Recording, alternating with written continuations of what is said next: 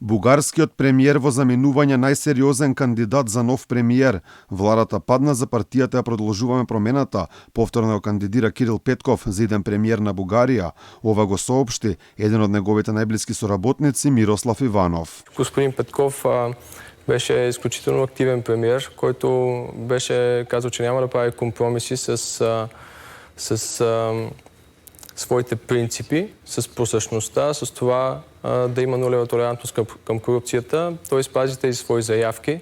Ова е само потврда на зборовите на Петков веднаш откако му беше изгласана недоверба. Тогаш порача дека ќе се обиде со независни пратеници, да формира ново владино мнозинство и да ја продолжи својата битка за подобра Бугарија. Че беше чест за мен да вода правителство, което беше свалено от господин Пеевски, от господин Борисов, от Слави Трифанов и от госпожа Митрофанова.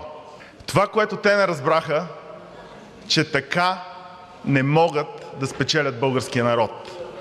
Обещаваме, че ние ще продължим в тази битка да отвоюваме държавата си и един ден ще имаме България без задкулисие, без мафия, една нормална, успешна европейска държава. Се поставува прашањето што ова може да значи за Македонија ако се знае дека Петков од Брисел ги соопшти бугарските позиции кои остануваат исти, а тие се внесени во францускиот предлог кој беше изгласан од бугарскиот парламент, но одбиен од македонската влада барем засега. Бугарскиот премиер изрази големо задоволство што бугарските услови сега станали услови и на Европската унија. Те са разбрали условията, които са важни за България.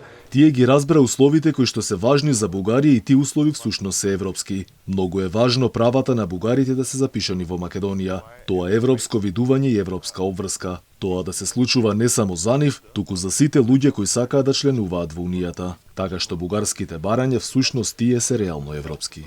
Иако првичните најави од партијата на Петков беа одењени избори во септември, сепак ова сценарио станува се помалку веројатно. Шефицата на партијата БСП Корнелија Нинова потенцираше дека избори и евентуална техничка влада се најлоша можна опција за Бугарија во овој момент.